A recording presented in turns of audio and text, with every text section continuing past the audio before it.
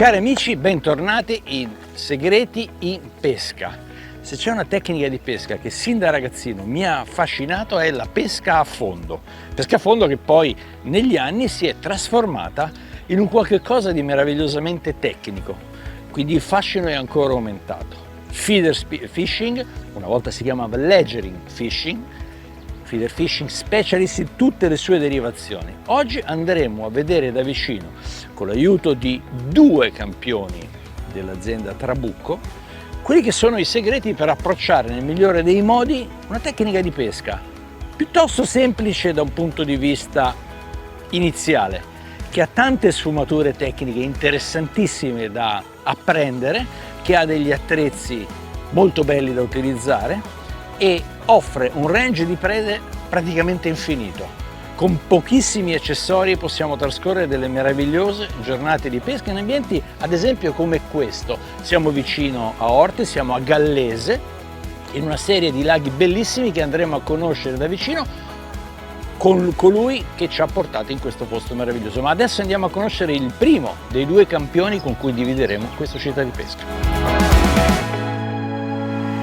I segreti in pesca si basa sull'esperienza di grandi campioni e quando parliamo di feeder fishing, di specialist, l'uomo giusto ce l'ho davanti a me, lo saluto, lo conosciamo, Andrea Venturini, protagonista di tantissimi video per la Trabucco che possiamo vedere su Italian Fishing TV, su YouTube, un pozzo di conoscenza, un pozzo di scienza, quindi tutte le domande che vorrò e vorremmo rivolgergli le risposte usciranno dall'esperienza di questo grandissimo angler che sta preparando l'attrezzatura. Intanto Andrea, grazie per la pazienza, per essere qui con noi e per divulgare i tuoi segreti in pesca. Secondo me la cosa molto interessante è questo nuovo sistema di spiegare la pesca nei minimi dettagli. Esatto, che e poi tutto nasce da una tua idea, lo sai, questo sì. Programma intero nasce da una tua idea. E credo che sì, perché ti spiego, costantemente in azienda mi arrivano mail in cui mi dicono ma se dovessi mettere i galleggianti di questo tipo piuttosto di quell'altro, il pasturatore, il piume per pescare a serra, per cui arrivano 1000 domande.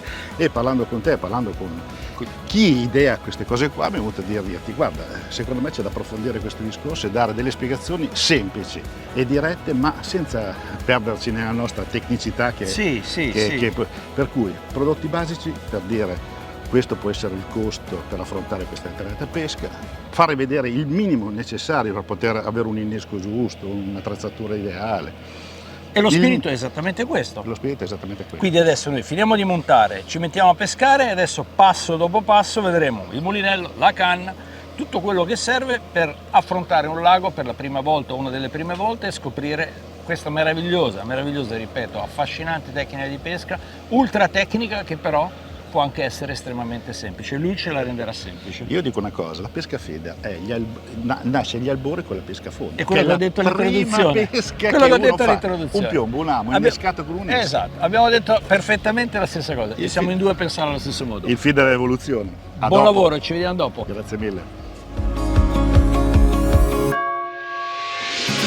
A tenermi compagnia, come ho detto, due campioni, uno l'abbiamo conosciuto un attimo fa, Andrea Venturini, Daniele Carloni, che diciamo così funge da padrone di casa. Intanto grazie per averci portato qua. Raccontaci un pochino di questa struttura, bellissime devo dire. Sì, il lago si chiama Oceania Carp Fishing, per cui il nome è una garanzia, ci fa ben sperare anche con qualche bella cattura se siamo fortunati, ma chiaramente noi pescando a feeder non andremo a cercare le super carpe che vengono insidiate a carp fishing. È una cava molto profonda, un'ex cava di breccia, quindi sì. Questi sassi che vediamo per terra qui sulle nostre piazzole li ritroviamo anche sul fondo, per cui la cosa positiva è che sicuramente non c'è sporco, non ci sono alghe, non c'è fanga, un fondale molto duro che per quello che dovremmo fare noi a feeder ci torna molto comodo, direi che è perfetto. Pesci che insidieremo in prevalenza sono brem e carassi, grosse brem e grossi carassi, però questo lago ha una particolarità che solitamente o escono solo brem o escono solo carassi e decidono loro. E vedremo se riusciamo a fare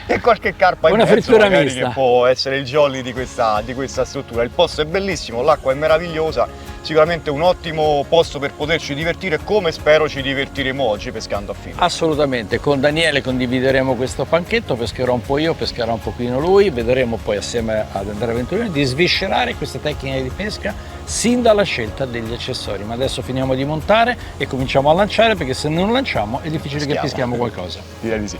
Cominciamo con il primo segreto, la pasturazione e la preparazione di ciò che utilizzeremo per... Allora, qui sappiamo nelle indicazioni di Daniele che ci sono bran, innanzitutto, ciprinidi in generale, ma le bran sono predominanti. Di conseguenza il mio pensiero cos'è stato? Prendo una pastura con la scritta bran, perché i sfarinati che compongono questa pastura hanno un potere grande e attrattivo sui pesci, grande fumo nell'acqua, non sfamano i pesci perché la bran è molto ghiotta di roba dolce e tutto il resto, per cui la pastura è molto fine. La bagniamo come? Con un po' d'acqua, ma magari andiamo attenti la prima volta a metterci un pochino d'acqua alla volta, in maniera da avere un composto molto friabile che all'interno del nostro pasturatore non si vada troppo a incollare. Perfetto. Big Bran, e essendoci diverse carpe, mi viene l'idea di mettere una pastura che mi insegni te da carpista, una pastura che ha un potere Canal Match. Qui dentro abbiamo degli ingredienti molto attrattivi per i carassi e per le carpe, molto gialla, per cui qui c'è un fondo che è assolutamente naturale, perché qui stiamo pescando delle acque veramente che sono trasparenti. Credo che questa pastura qui sia l'ideale per andare verso le bran e nello stesso tempo attirare qualche carpa ed eventualmente qualche carasso. Per cui faremo 1 chilo e 1 chilo, che sono la quantità più che sufficiente per affrontare una giornata di pesca. Perfetto. Procediamo. Dopo che abbiamo aperto le buste portiamocele a casa, non lasciamole disperse nell'ambiente, perché sarebbe... No, questa la mettiamo sempre insieme, ne facciamo 2 kg e 2 kg, così sia che per me che per Daniele penso che sia la quantità più alta. È buonissimo. Mettila nell'altro angolo così facciamo vedere le due differenze delle colorazioni, che come dicevo per le bran avremo una pastura un pochino più scura, vedete, e dall'altra parte avremo una pastura molto gialla. Adesso andiamo ad amalgamare insieme, il composto diventerà molto chiaro, un nocciola, guardate, voi non potete sentire il profumo, ma assolutamente è molto buono. Sembra di mangiare un biscotto, sembra di sentire l'odore di un biscotto. E poi andiamo ad aggiungere l'acqua. Come facciamo? Con le mani le andiamo a metterne una certa quantità, vedete, e piano piano incomincio a girare, molto molto facile.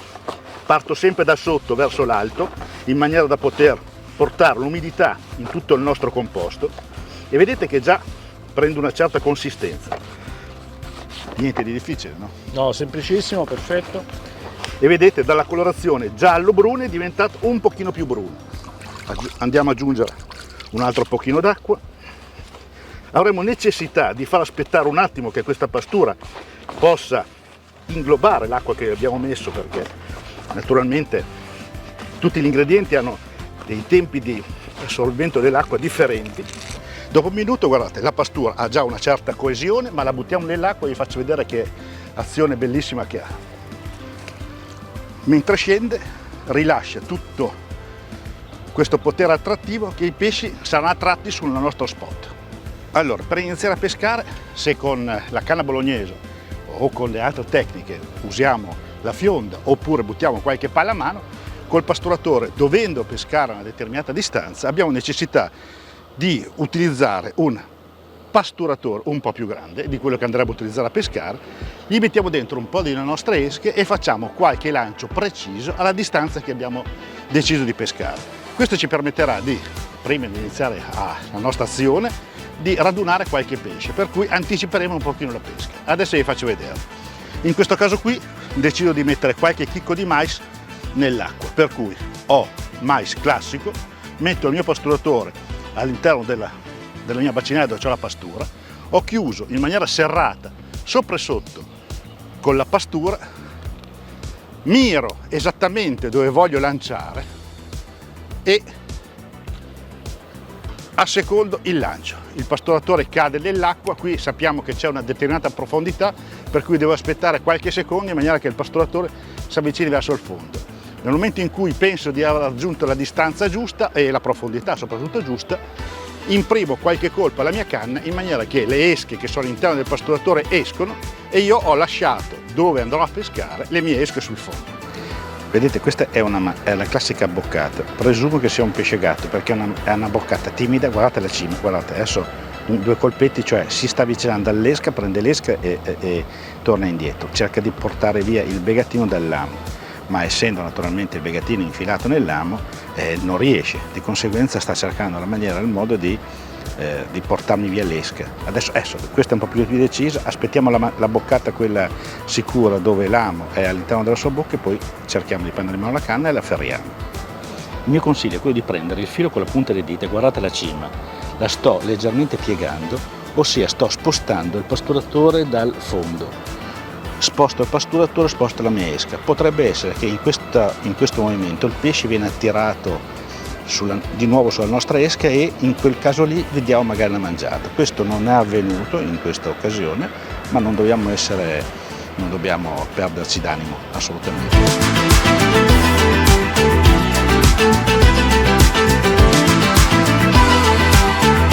Dal tiro mi sembra un pesce gatto, infatti è un bellissimo pesce gatto delle nostre acque, cioè quello che diciamo così un pesce gatto, guardate.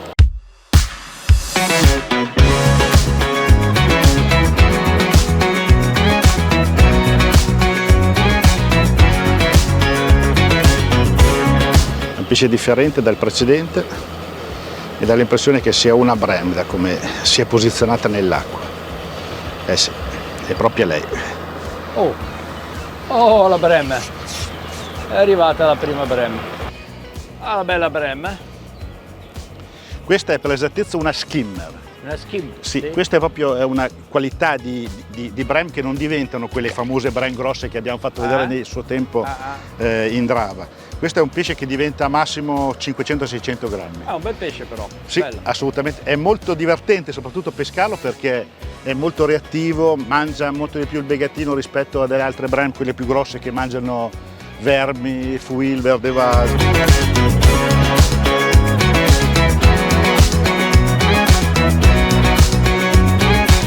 Andrea, io sono abituato a pescare in questo modo con i finalini molto corti, molto vicini ai pasturatori. Ora ho visto che hai scelto di allungare parecchio la distanza tra il pasturatore, diciamo così, e l'innesco. Ecco, quindi una metrata a occhio. Sì, circa un metro. C'è una ragione specifica per questa scelta? Sì, allora innanzitutto l'acqua è molto chiara. Mi diceva Daniele che spesso e volentieri le brem, per andare andando in competizione alimentare, dal fondo risalgono e vanno verso la pastura che gli viene giù dall'alto, per cui si staccano dal fondo, che non è un comportamento naturale, però lo fanno, specialmente in bacini di questo genere qui, dove c'è molta acqua e trasparente, per cui vedono cadere l'esca dall'alto, per cui gli vanno incontro. In questo caso qui conviene mettere su 2 o 3 begatini sul nostro amo, avere un finale sottile ma lungo, in maniera che la caduta sia molto più lenta rispetto alla normalità, che dici giustamente, il finale da 40-50 cm è sicuramente più catturante, perché se abbiamo il pasturatore sul fondo e l'esca è vicino al nostro pasturatore,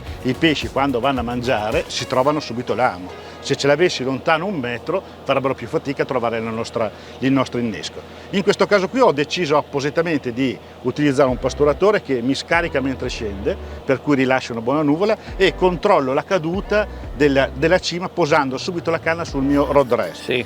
Il termine inglese rod rest è praticamente un supporto che abbiamo attaccato al nostro paniere con questa barra molto lunga che ci consente di posare la canna e di vedere qualsiasi segnalazione sulla nostra vetta. Perfetto, è chiaro, resta riposare. Avere la canna in mano, uno con una buona sensibilità riuscirebbe a vedere la mangiata, ma non è così facile. Posandola, seguendo tutta la caduta nei 10 secondi che ha il pasturatore dalla superficie che per cadere sul fondo, è sicuramente la cosa migliore. Non è difficile, Roberto, è semplicemente un pochino di manualità, perché il gestire un finale così lungo non è così facile nel caricare la pastura, per cui consiglio sempre di tenere l'amo tra le dita, andare a cercare il pasturatore, prenderlo, avvicinarsi alla pastura e caricare begatini e pastura all'interno, per cui nel momento in cui vado a comprimere poco vedete escono già i begatini dai fori e naturalmente essere un pochino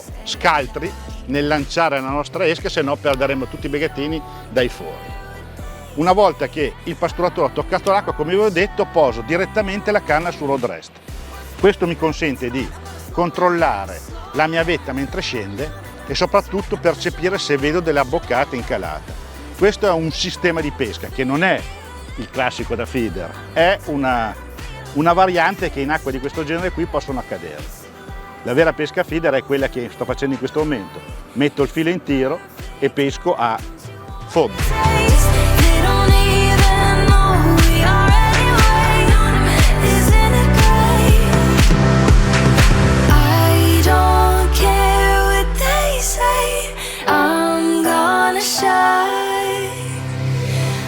Abbiamo alleggerito il peso del piombo togliendo la zavorra che c'ha questo piombo qua sotto, che era di 40 grammi e ci hanno messo uno di 20. E naturalmente cosa è successo? Che in discesa, perché questi pesci qui si muovono molto volentieri in discesa, mi ha mangiato questa bellissima brama. Pesce da circa 600 grammi che ha mangiato nella parte frontale della bocca.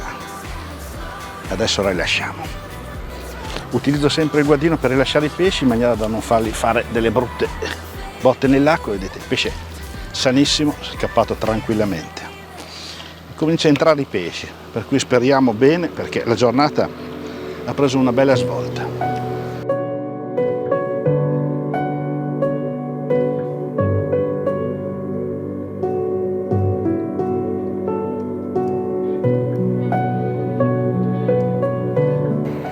Quella è la mangiata classica della brema. Piega la canna un pelo, poi rilascia. Eccola, è andata in avanti e poi vomita indietro. Cioè, si dice in gergo, starato la vetta. Questo è un altro bellissimo pesce. Sempre una brema da come tira, vedi?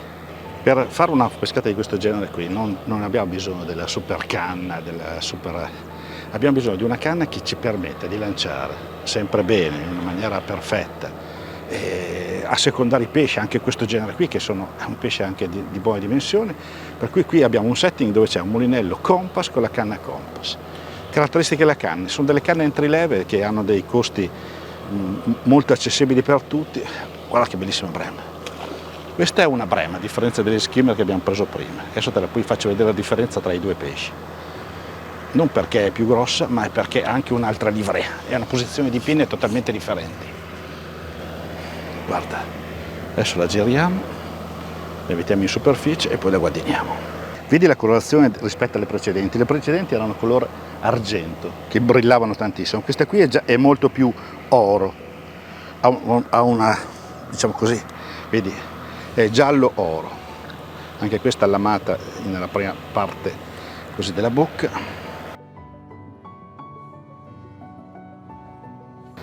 Guarda la mangiata. Questa, guarda, oppala. Vedi, la Compass, quello che ti dicevo, ha un'azione, in particolare questa serie qua, che è la Continental, è una canna un pochino più rigida rispetto alla sua sorella che è l'All Round. Questa è una versione Power, guarda, che ho preso appositamente appunto per fare questa pesca e ci aiuta tantissimo a domare queste brame qua che sono di buonissima dimensione e assecondano sicuramente tutte le varie botte che danno. Bellissimo pesce. Poi in quest'acqua qui trasparente adesso slamiamo il pesce e poi parliamo delle nostre canne. Guarda questo pesce qua, usiamo sempre lo slamatore per agevolare il rilascio. Io uso sempre una testa da guadino gommata perché non va a ledere il muco dei pesci esterni che hanno esternamente i pesci.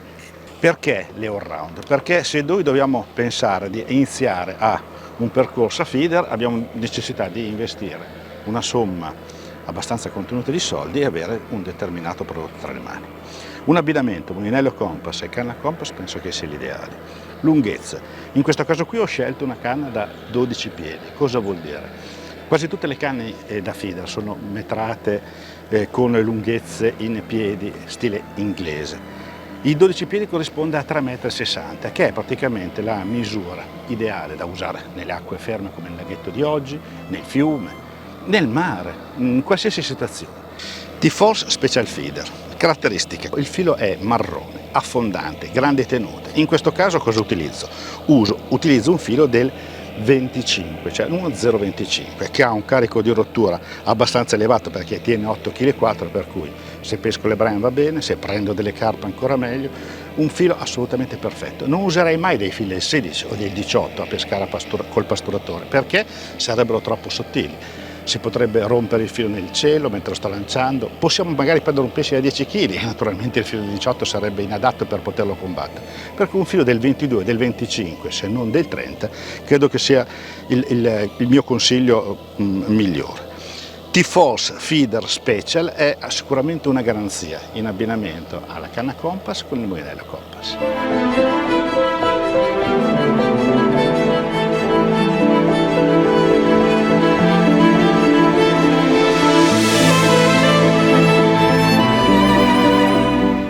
Sto pescando da una mezz'oretta abbondante.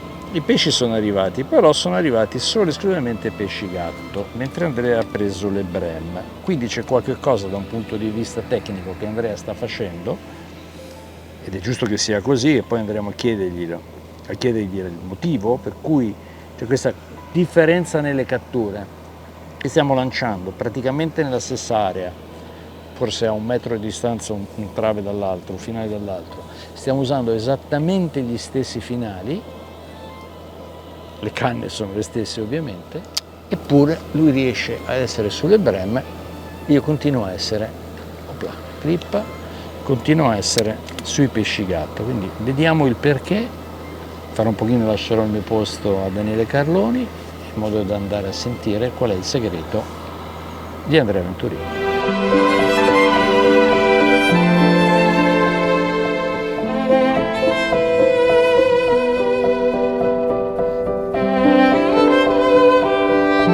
Taglia importante, oserei dire, eh?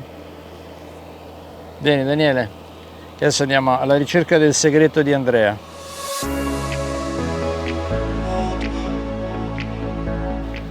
Visto che Andrea sta prendendo le breme, io sto prendendo dei gatti, che non è male, sono anche buoni da mangiare per chi li ama, adesso Andrea mi deve spiegare il segreto del perché. Visto che sono i segreti in pesca, eccolo qua un segreto. Allora, perché tu prendi le bremme e io no? La differenza sia questa. Nel manico? No. Sì. No.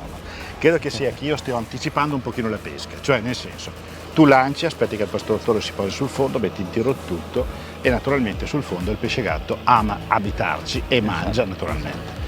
Essendo presente molti pesci gatti, forse ne danno tempo alle bremme di arrivare sulla tua esca. Certo. Di conseguenza io pesco un pochino più veloce con un pastoratore un pochino più leggero. Sì. Cioè un po' più veloce intendo che lancio, do il tempo del controllo la caduta del mio pastoratore e delle volte intercetto la mangiata nello scendere, e queste sono le bremme che sono un po' staccate dal fondo, e nel momento in cui mi appoggio sul fondo chiamo subito il pastoratore e nella nuvola che crea sulla parte in fondo, sul fondo, le bremme arrivano a mangiare. Se trovano il mio amo, io prendo la brema.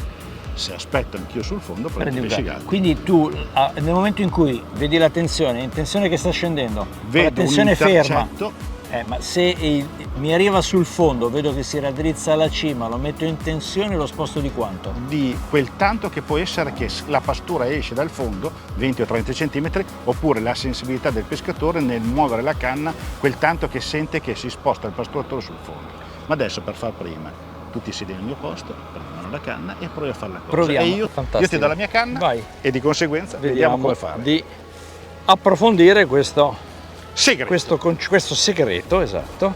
Allora, per lanciare sempre allo stesso posto, adesso quando cade il pasturatore porti giù la canna subito sul rod rest, e così hai la possibilità di intercettare mentre scende il pasturatore, se per caso vedi un accenno di azione di una mangiata sul pesce. Io tengo sempre la canna appoggiata sopra il ginocchio e sul rod rest perché ho sempre un contatto con la canna. Si può anche posare sopra il rod rest di dietro e il rod rest davanti, abbassando un pochino di più la parte frontale, perché naturalmente più avviciniamo più creiamo meno angolo di uscita del filo. Però nel momento di caduta un'inclinazione di questo genere va bene. Adesso sei arrivato sul fondo, per cui il mio consiglio che cos'è? Io non uso il mulinello, ma utilizzo la canna, okay, perché ho più contatto con il piombo, sento il peso, la stacco dal rod rest appena sollevata in maniera che secco. Tu hai sentito che adesso il pasturatore si è staccato e lui ha perso la pastura all'interno. Questo sei in pesca in una maniera perfetta. Hai la canna tra le dita, per cui se vedi una mangiata riesci subito a ferrare. Dovesse essere un pesce grosso che ti porta via la canna, hai subito la mano da chiudere. Un'altra domanda, stiamo pescando clippati? Sì, questo è un segreto, ossia noi vogliamo pescare a 25 metri come stiamo facendo in questo momento. Abbiamo la percezione che quindi sia a 25 metri, però dobbiamo essere sicuri di lanciare tutte le volte allo stesso punto. Io non credo che chiunque pescatore bravissimo al mondo sia capace di lanciare 2 volte nello stesso posto, soprattutto a quelle distanze lì. Per cui il mio consiglio è che cos'è? Utilizzare le clip che abbiamo nei molinelli. Queste clip non sono nient'altro, che dopo lo facciamo vedere nel dettaglio, dei piccoli bottoni che ci sono sopra, uso il termine bottone per semplificare i termini, che sono sopra la bobina, dove andiamo a mettere sotto il filo una volta che abbiamo deciso la distanza. Questo senti adesso ha preso la tua clip, per cui tu ogni volta che farai questa azione di lancio il pasturatore cadrà sempre a quella distanza. Magari nella fascia d'acqua sarà un po' più a destra, un po' più a sinistra, un po' più centrale, ma non sarà mai più avanti perché c'è un limite di lancio. Allora diciamo che la tecnica è quella giusta. E diciamo che ho avuto questo magnifico maestro che mi fa prendere, sempre che io riesca a mettere la guadina naturalmente, ci riesci. mai dire mai, ci riesci. mi fa prendere la breme, e l'ho presa esattamente durante la calata. E questo perché loro anticipano l'ingresso della pastura, cioè sul fondo, loro vanno incontro, guarda che bellissima breme, e questa è una breme, non è una skimmer, e lo vedi dai colori oro della schiena. Opla! Perfetto. Bellissimo, viva, grazie Andrea. Questa è una bellissima breme da 800 grammi. Classico muco del pesce che le lascia sopra il filo. Eccola qua, andiamo a slamarla. Presa in punta a significare proprio che è stata... Come hai avuto il primo intercetto sulla lenza, tu hai ferrato e l'hai preso sulle labbra. Giustamente. Se ti vuoi aiutare con lo slamatore, ma non c'è il caso. Vai, la facciamo andare. Ciao Ciccio.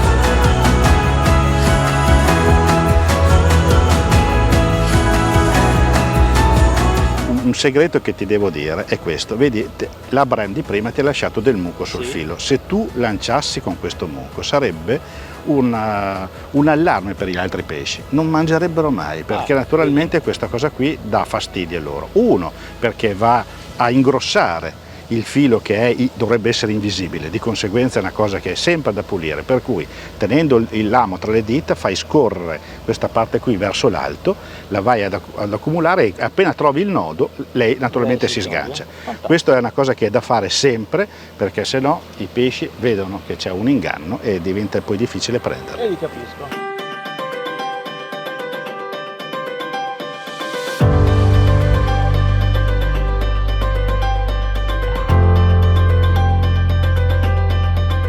Allora lo sto prendendo in questo modo il pesce gatto perché ha spine qua, qua, qua e bisogna stare molto attenti. Vedete che è anche bello per certi versi e ha anche la pancia piena. Adesso lo rimettiamo in acqua, va che è meglio. Vai Ciccio. Eccola, eccola. Oh, ragazzi. Tecnica perfetta, eh? Oh, ma l'hai spiegata bene, l'hai spiegata. Tecnica perfetta, giusto? Io ho avuto il privilegio e la fortuna nella vita di avere un sacco di grandi maestri.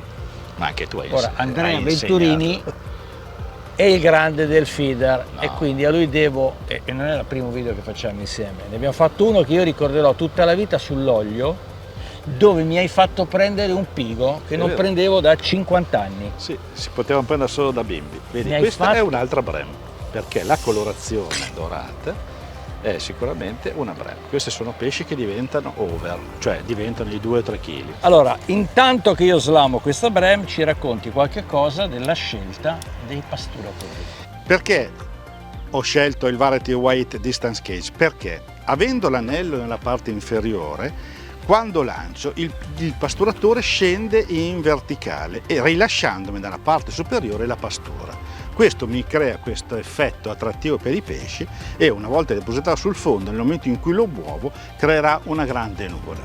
Se dovessi pescare in maniera più aggressiva, cioè più distante, con la massima precisione e tutto il resto, cosa succede? Airtech Rocket Feeder, ossia questa è una versione piccola ma ci sono anche da 50 grammi in versione L, questa è la versione M da 20 grammi, è un pasturatore che ha il piombo sotto, ha una gabbia come il precedente Airwire e di conseguenza quando lo lanciamo questo qui è un missile, cioè sarà molto preciso, scenderà nell'acqua, farà la stessa funzione più o meno di questo, ma essendoci il piombo davanti eviterà di prendere acqua al di sotto, per cui riuscirò a portare sul fondo maggiore quantità di pastura. Questo pescando in profondità in acque di questo genere qui o a lunga distanza. Nel caso in cui dovessi pescare nella classica maniera del feeder classico, questo pasturatore qui fatto a gabbietta cilindrica con una base di piombo importante mi consentirà di portare la mia pastura direttamente sul fondo. La pastura lavorerà intorno al mio pasturatore, per cui i pesci saranno attratti in questa zona.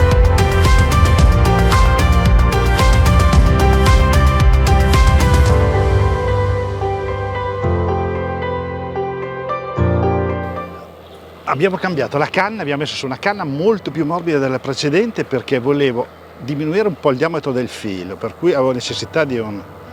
E subito al primo lancio abbiamo preso questo pescione qua. Questo è un bel pesce, questa è veramente una bella breva.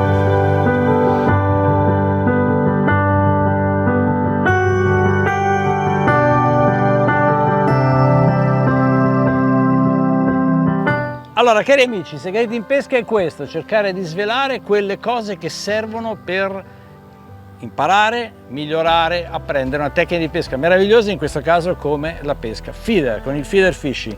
Quindi grazie infinite al maestro incredibile Andrea Venturini, grazie anche a Daniele Carloni che è stato l'organizzatore di questa bellissima giornata in questo stupendo lago. Abbiamo preso un po' di pesce, abbiamo imparato un po' di trucchi. Abbiamo parlato di pesca, che è la cosa più importante. Più importante, senza chiacchiere, senza fronzoli. Noi ci vediamo al prossimo appuntamento dei Segreti in Pesca. Ciao! Alla prossima!